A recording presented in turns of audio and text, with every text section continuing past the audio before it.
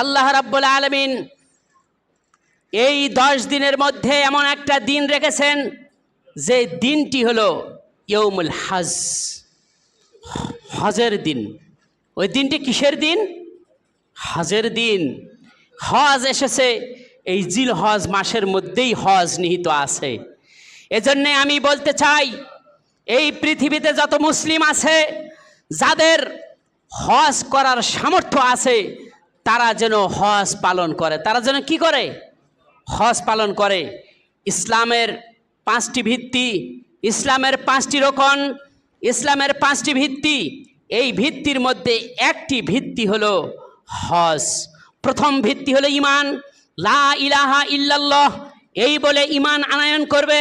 দ্বিতীয় ভিত্তি হলো আস-সালাত, তৃতীয় ভিত্তি হলো আর যাকাত, চতুর্থ ভিত্তি হলো আস-সিয়াম, পঞ্চম ভিত্তি হলো আল হজ, হজ করা। মানিস্তাতা ইলাইহি সাবিলা, সেখানে যাওয়া পর্যন্ত যার অর্থ, যার সামর্থ্য আছে। মানিস্তাতা, যার সামর্থ্য আছে। সামর্থ্য 2 প্রকার, একটি হলো আর্থিক সামর্থ্য, আরেকটি হলো শারীরিক সামর্থ্য। আমাদের দেশের এক শ্রেণীর মানুষের হজ করার সামর্থ্য থাকার পরেও তারা হজ করে না। কি একটা অবস্থা! ইসলাম যেরকম ফরজ করা, ইসলামে যেরকম সালাতকে ফরজ করা হয়েছে, অনুরূপভাবে যাকাতকেও ফরজ করা হয়েছে সামর্থ্যবানদের জন্য। অনুরূপভাবে সামর্থ্যবানদের জন্য হজকেও ফরজ করা হয়েছে। 5টি রোকনের একটি রোকনকে যদি কোনো ব্যক্তি অনিচ্ছাকৃতভাবে ত্যাগ করে, তাহলে সে ব্যক্তি মুসলিম হতে পারে না। সে ব্যক্তি কি? মুসলিম নয়। সালাত যেরকম ফরজ, সামর্থ্যবান ব্যক্তিদের জন্য হজও সেই রকম ফরজ। আল্লাহ আমাদের সেই ফরজ কাজটি করার তৌফিক দান করুন, আমিন। আল্লাহ রাব্বুল আলামিন তিনি বলছেন, ওয়ালিল্লাহি আলান নাসি হিজ্জুল বাইতি মান ইসতাতা ইলাইহি সাবিলা। আল্লাহর উদ্দেশ্যে এই গৃহে হজ করার সেই সমস্ত ব্যক্তিদের, সেই সমস্ত মানুষদের জন্য ফরজ করা হয়েছে যাদের আর্থিক সামর্থ্য রয়েছে। ফামান কাফার অমান কাফারা, যে ব্যক্তি হজকে অস্বীকার করলো, যে ব্যক্তি হজকে অস্বীকার করলো, কুফরি করলো, ফাইন্নাল্লাহা গানিয়্যুন আনিল আলামিন, আল্লাহ রাব্বুল আলামিন তিনি সারা বিশ্বের এই ধরনের প্রত্যাশা থেকে সম্পূর্ণরূপে তিনি মুক্ত। তাহলে যারা হজকে করে না তাদের জন্য কঠিন শাস্তির ব্যবস্থা আল্লাহ ঘোষণা করে দিয়েছেন। যারা হজকে অস্বীকার করে তাদের জন্য কঠিন শাস্তি রয়েছে। যেহেতু এখানে কুফরের কথা রয়েছে, কুফর হলে তার জন্য শাস্তি অবধারিত, শাস্তি আল্লাহ কি করেছেন? অবধারিত করে রেখে দিয়েছেন। রাসূল সাল্লাল্লাহু আলাইহি ওয়াসাল্লাম তিনি হজ সম্পর্কে সুন্দরভাবে তিনি বলেছেন, ওয়ান আল্লাহ রাসূল সাল্লাল্লাহু আলাইহি ওয়াসাল্লাম হজের গুরুত্ব সম্পর্কে তিনি বলেছেন, ওয়ান আবি হুরায়রা রাদিয়াল্লাহু তাআলা আনহু ক্বালা সামিআতুন নবী সাল্লাল্লাহু আলাইহি ওয়াসাল্লাম, আবি হুরায়রা থেকে বর্ণিত, নবী সাল্লাল্লাহু আলাইহি ওয়াসাল্লাম তিনি, তার থেকে আবু হুরায়রা শুনেছেন এবং তিনি বলছেন, মান হাজ্জা লিল্লাহি ফালাম ইয়ারফুস ওয়ালাম ইয়াফসুক, যে ব্যক্তি আল্লাহর সন্তুষ্টির জন্য হজ করলো, হজ করার পরে ফালাম ইয়ারফুস ওয়ালাম ইয়াফসুক, সে কোনো পাপের কাজ করলো না, সে কোনো গুনাহের কাজ করলো না, সে কোনো অশ্লীল কাজ করলো না, রজা ইয়াউমিন, সে হজ সম্পাদন করে সে ফিরে আসলো ওই দিনের মতো, সে হজ সম্পাদন করে ফিরে আসলো সেই ব্যক্তিটি যেন ওই দিনের মতো, ওয়ালাদাতুহু উম্মুহু, যেই দিন ওই ব্যক্তিকে তার মা, গর্ভধারিণী মা তাকে ভূমিষ্ঠ করেছে, ওই দিন যে পৃথিবীতে এসেছে যেরকম বেগুনাহ ছিল, মাসুম ছিল, তার আমলনামায়, তার কোনো আমলনামায় কোনো গুনাহ ছিল না, আল্লাহ রাব্বুল আলামিন ওই হজ পালনকারী ব্যক্তিকে এই রকম গুনাহবিহীন করে দিবেন। সুবহানাল্লাহ, তার কোনো গুনাহই থাকবে না। আজকে আমরা সমাজে দেখতে পাই কোনো ব্যক্তি হজ করে এসে সমানে বিড়ি টানে, সমানে মিথ্যা কথা বলে, সমানে গানের মজলিসের সভাপতি হয়, সমানে মদের ব্যবসা করে, তারা আবার হাজি। সমানে ইয়াবা ফেন্সিডিল নেশা নিয়ে ব্যস্ত, তারা আবার হাজি। তারা সমানে সুদ খাচ্ছে, ঘুষ খাচ্ছে, তারা আবার হাজি। তারা সমানে আল্লাহর আইনের বিরোধিতা করে, নিজের মতবাদকে, নিজের স্বার্থকে ঠিক রাখার জন্য আল্লাহর আইনের বিরোধিতা করে, তারা আবার হাজি। বছরে বছরে হজ করতে যায়, বছরে বছরে উমরা করতে যায়, পাপের কাজে লিপ্ত থাকে। এই ধরনের হাজির কোনো দরকার আল্লাহ তাআলার নিকট প্রয়োজন নাই, ঠিক কিনা কর? সুতরাং মাসুম হতে হলে তাকে পাপের কাজ থেকে নিজেকে হেফাজত করতে হবে। আল্লাহ রাসূল সাল্লাল্লাহু আলাইহি ওয়াসাল্লাম তিনি এই ব্যাপারে অনেক কথা তিনি বলেছেন। ওয়ান আব্দুল্লাহ ইবনে মাসউদ রাদিয়াল্লাহু তাআলা আনহু, আব্দুল্লাহ ইবনে মাসউদ থেকে বর্ণিত, তিনি বলছেন, ক্বালা রাসূলুল্লাহ সাল্লাল্লাহু আলাইহি ওয়াসাল্লাম, রাসূল সাল্লাল্লাহু আলাইহি ওয়াসাল্লাম তিনি বলছেন, তাবিউ বাইনাল হজ্জি ওয়াল উমরাতি ফাইন্নাহুমা ইয়ানফিয়ানিল ফাকরা ওয়াজ যুনুব। তোমরা হজ এবং উমরা সম্পাদন করো, তোমরা হজ এবং উমরা সম্পাদন করো। যে ব্যক্তি হজ এবং উমরা সম্পাদন করলো, এখন যে ব্যক্তিরা হজে গিয়েছেন সেই ব্যক্তিরা হজের পাশাপাশি তারা উমরাও করতেছেন, ঠিক কিনা কর? এখন কি তারা উমরা পালন করতেছেন, এরপরে হজের সময় তারা হজ করবেন। তারা গিয়ে হজ উমরা পালন করেন এবং আবার মদিনা থেকে ফিরে এসেও উমরা পালন করার সুযোগ পান। সুবহানাল্লাহ, তারা দুইবার উমরা পালন করেন। সুতরাং আল্লাহ রাসূল সাল্লাল্লাহু আলাইহি ওয়াসাল্লাম তিনি বলছেন, তাবিউল বাইনাল হজ্জি ওয়াল উমরাতা, তোমরা হজ এবং উমরা সম্পাদন করো। ফাইন্নাহুমা ইয়ানফিয়ানিল ফাকরা ওয়াজ যুনুব, কেননা হজ এবং উমরা দারিদ্রতা দূর করে দেয়, হজ এবং উমরা অভাব অনটন দূর করে দেয়, হজ এবং উমরা দারিদ্রতা দূর করে দেয়। আর একটা কি, ওয়াজ যুনুব, তোমার যত পাপ আছে সমস্ত পাপগুলিকে আল্লাহ দূরভীত করে দেন। কেমন দূরভীত করে দেন? কেমন দূরভীত করে দেন? হাদিসে একটা উদাহরণ এসেছে।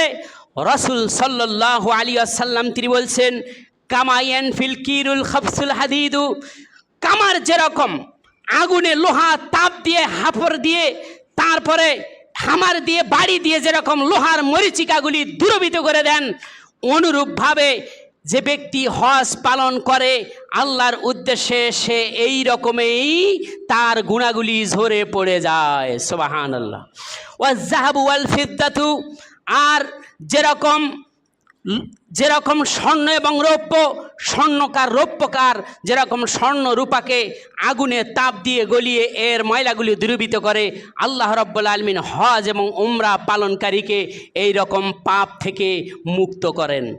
আল্লাহ রাসূল সাল্লাল্লাহু আলাইহি ওয়াসাল্লাম তিনি বলছেন, ওয়ালাইসা লিল হাজ্জাতিল মাবরু ইল্লাল জান্নাহ, ও সারা পৃথিবীর সমস্ত আল্লাহর বান্দারা, মুসলিমরা শুনে রাখো, যাদের উপর হজ ফরজ হয়েছে তার জেনে রাখা উচিত, লাইসা লিল হাজ্জাতিল মাবরু ইল্লাল জান্নাহ, কবুল হজ যেটা রয়েছে, হাজ্জাতুল মাবরুর, আপনার পুরস্কার জান্নাত ছাড়া আর কিছুই হতে পারে না।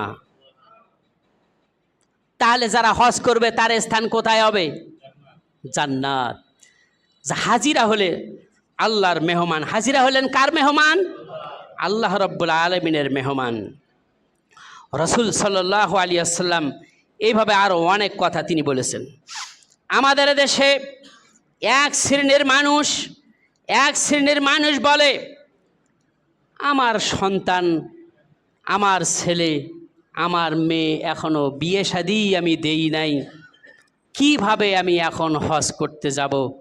আমার মেয়ে বিবাহের উপযুক্ত রয়েছে, আমার ছেলে বিবাহের উপযুক্ত রয়েছে, আমার সন্তানকে ইঞ্জিনিয়ার, আমার সন্তানকে প্রকৌশলী, আমার সন্তানকে আমি ডাক্তার বানাবো, তার পিছে লক্ষ লক্ষ টাকা খরচ করা লাগতেছে, এই মুহূর্তে আমি কিভাবে হজ করব?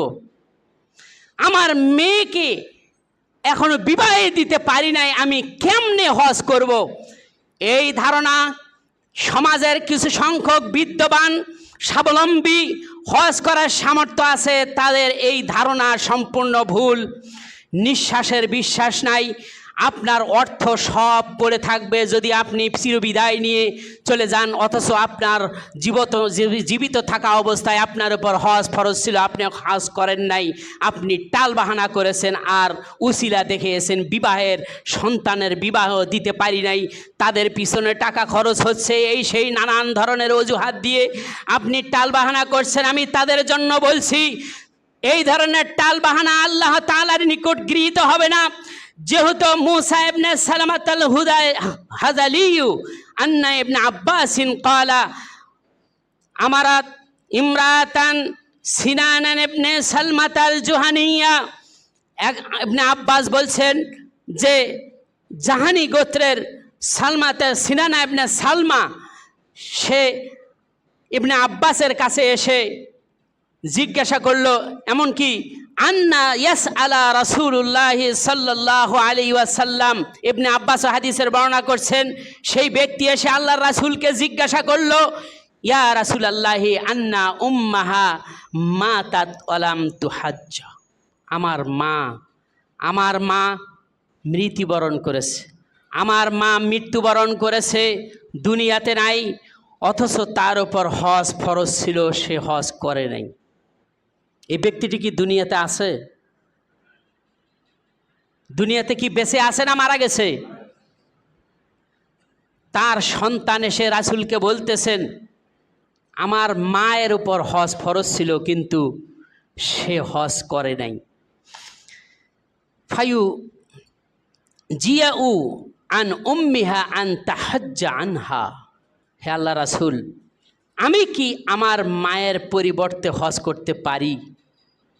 আমি কি আমার মায়ের পরিবর্তে হজ করতে পারি? ক্বালা নাম, আল্লাহ রাসূল সাল্লাল্লাহু আলাইহি ওয়াসাল্লাম তিনি বললেন, হ্যাঁ, তুমি তোমার মায়ের পক্ষ থেকে হজ করো, যেহেতু তার উপর হজ ফরজ ছিল। লাউ কানা আলা উম্মিহা দাইনুন, ও আল্লাহর বান্দা শুনে রাখো, যদি তোমার মায়ের কোনো ঋণ থাকতো, তোমার মায়ের যদি কোনো ঋণ থাকতো, ফা কাযাতুহু আনহা, তুমি কি তার ঋণ পরিশোধ করতে না? কি বলেন আপনারা? আপনার আমার বাবা মা সম্পদ রেখে গেছে কতগুলি টাকার, যেই সম্পদের ওয়ারিশ আপনি হয়েছেন, আপনার নাতি পুতিরাও হয়েছে, তাদের সম্পদ থেকে কি করছি একটু চোখটা বন্ধ করে খেয়াল করেন তো।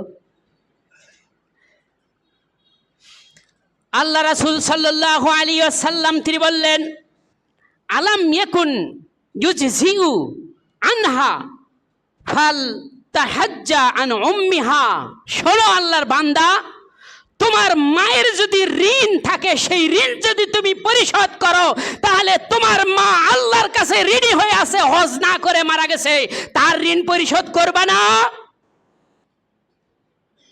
এ কথা কি আমার? কার কথা? কথা বুঝাতে পারছি? হজ এমনই একটা গুরুত্বপূর্ণ জিনিস, হজ এমনই একটি গুরুত্বপূর্ণ ইবাদত, কি দিয়ে আমি আপনাকে বুঝাই, আমার বুঝানোর কোনো ভাষা নাই। এই হাদিস পেশ করার পরে যারা টালবাহানা করে বিবাহের ওসিলা দিয়া, তাদের সামনে হাদিসটি আমি পেশ করেছি, তারা একটু চিন্তা করুন যে আপনি আমি কোথায় আছি।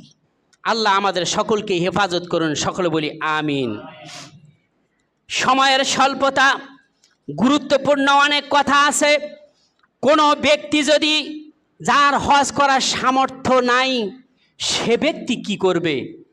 যার হজ করার সামর্থ্য নাই, আপনাকে যদি প্রশ্ন করি আপনি কি উত্তর দিবেন? যার সামর্থ্য নাই সে করবে না, ঠিক কিনা কর? যার সামর্থ্য নাই সে হজ করবে না। আল্লাহ রাব্বুল আলামিন তার রাসূলের মাধ্যমে ওই অসমর্থবান লোকদের জন্য এমন কিছু আমলের ব্যবস্থা করে দিয়েছেন, যে আমলগুলি করলে পরে আল্লাহ রাব্বুল আলামিন এরকম সওয়াব দিবেন। হজ করলে যেমন সওয়াব হয় সেরকম সওয়াব আল্লাহ দিবেন, তবে হজের মর্যাদা থাকবে ভিন্ন। এটার মর্যাদা কি ভিন্ন। আমরা ফজরের সালাত আদায় করি, ফজরের সালাত আদায় করার পরে জামাতবদ্ধভাবে সালাত আদায় করার পরে একটি আমল আছে। কি আমল? عن انس بن مالك رضي الله تعالى عنه قال قال رسول الله صلى الله عليه وسلم من صلى الغداة في جماعة ثم قعد يذكر الله حتى تطلع الشمس। আনাস থেকে বর্ণিত, তিনি বলছেন রাসূল সাল্লাল্লাহু আলাইহি ওয়াসাল্লাম বলেছেন, যে ব্যক্তি ফজরের সালাত জামাতবদ্ধভাবে আদায় করার পরে সে ওই স্থানে বসে থাকলো সূর্য উদয় হওয়া পর্যন্ত। সুম্মা সাল্লা, সূর্য উদয় হওয়ার পরে রাকাতাইন, 2 রাকাত সালাত আদায় করলো। কয় রাকাত? খুব বেশি 10 মিনিট, 15 মিনিট, আধা ঘন্টা সময় লাগবে। কয় মিনিট সময় লাগবে? 2 রাকাত সালাত আদায় করলো সূর্য উঠার পরে। কানাত লাহু কা আজরিন হুজ্জাতিন ওয়া উমরাতিন। সেই ব্যক্তির হজ উমরা করলে যেমন সওয়াব হয় সেই রকম সওয়াব পাইল। আল্লাহ রাসূল বললেন, তোমরা কি মনে করো হজের আংশিক দিলাম সওয়াব, উমরার আংশিক দিলাম সওয়াব? এমনটি নয়। আল্লাহ রাসূল সাল্লাল্লাহু আলাইহি ওয়াসাল্লাম বললেন, তাম্মাতান তাম্মাতান তাম্মাতিন, পরিপূর্ণ পরিপূর্ণ পরিপূর্ণ হজ উমরার সওয়াব তার আমল নামায় লেখা হয়ে যায়। খুব কঠিন কাজ নাকি? আরো অনেক কথা আছে। আল্লাহ রাসূল বললেন, রমজান মাসে যে ব্যক্তি উমরা করে, ওয়ান ইবনে আব্বাসিন আন্না রাসূলুল্লাহ সাল্লাল্লাহু আলাইহি ওয়াসাল্লাম قال فإن العمرة في رمضان تقضي حجة معي। যে ব্যক্তি রমজান মাসে উমরা করে, যে ব্যক্তি রমজান মাসে উমরা করে, ওই ব্যক্তি যেন আমার সাথে হজ করলো। সুবহানাল্লাহ।